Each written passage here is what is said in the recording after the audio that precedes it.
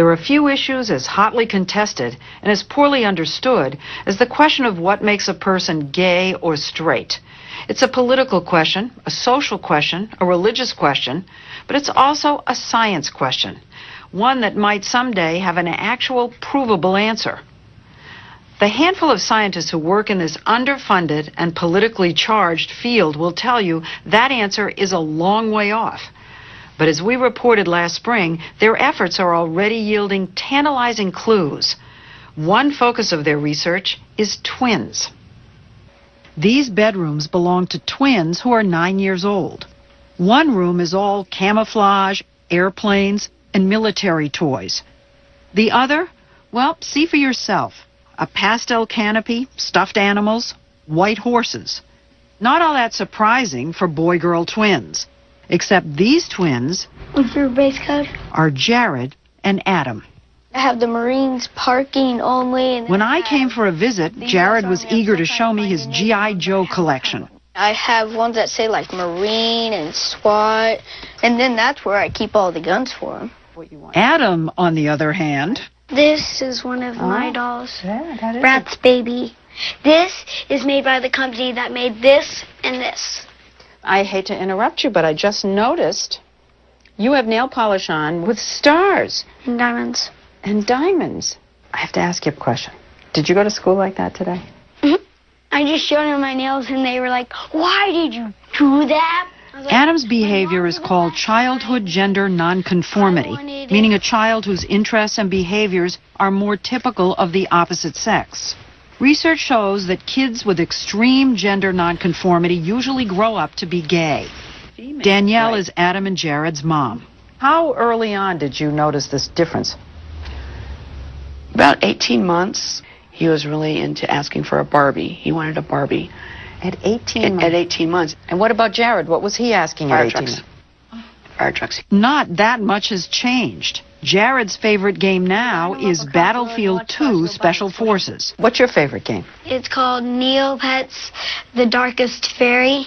If you were going to tell a stranger what you were like, what would you say?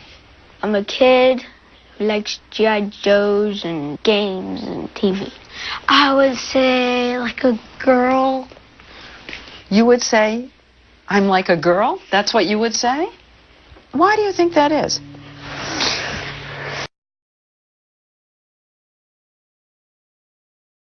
Some people believe that sexual orientation is innate and fixed. However, sexual orientation develops across a person's lifetime. To date, there are no replicated scientific studies supporting any specific biological etiology, meaning cause, for homosexuality. Similarly, no specific psychosocial or life circumstances or family dynamic cause for homosexuality has been identified.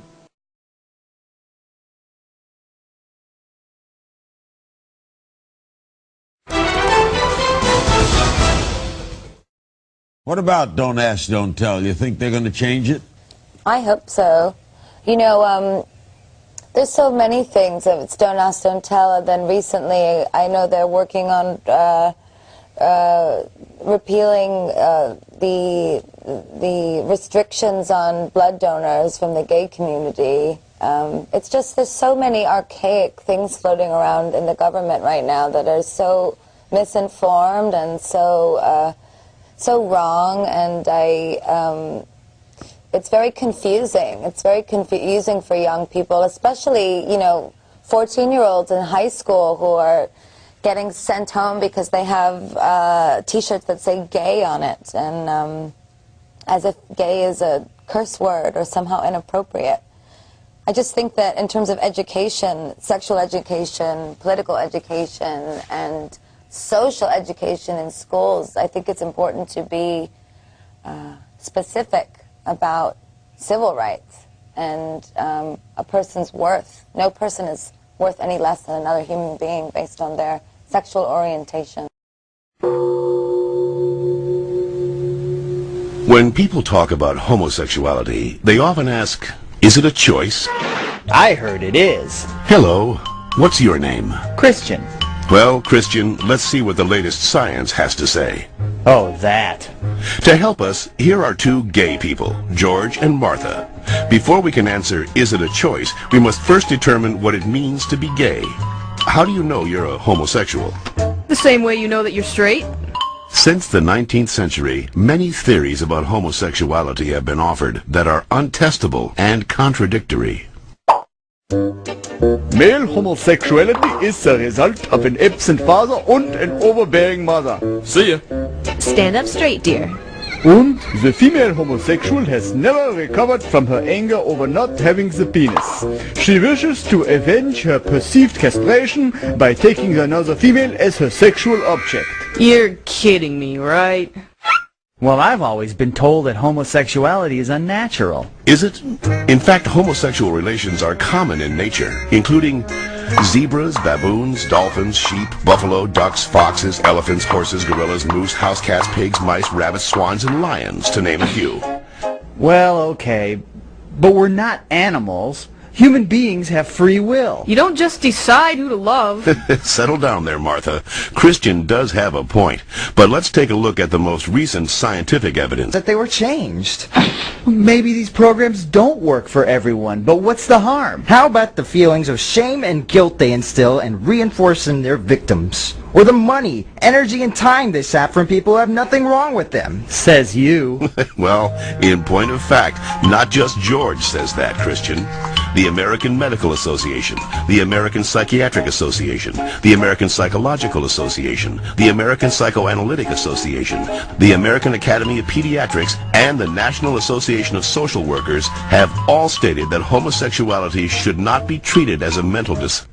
As they study sexual orientation, scientists are currently looking at three main areas: genes, hormones, and birth order. Of course, most of these studies focus only on male sexuality. Sorry, Martha. What a shock. Let's first look at studies of identical twins. Hi.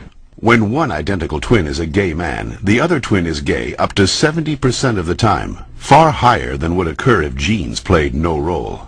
In fact, these studies show that genes play a greater role in determining sexual orientation than they do in whether or not you're right or left-handed. And we don't punish the left-handed. Well, not anymore. Let's get it! Scientists have recently noticed a striking statistical phenomenon. Studies show that having older brothers increases the odds of a boy being homosexual. Moms always baby the youngest, making them gay. No, that's not it.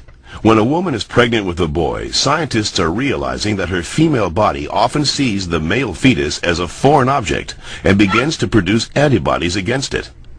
The more boys a woman has, the more adept her body becomes at feminizing the fetus, which may explain why with every successive boy, the odds that he will be gay go up significantly.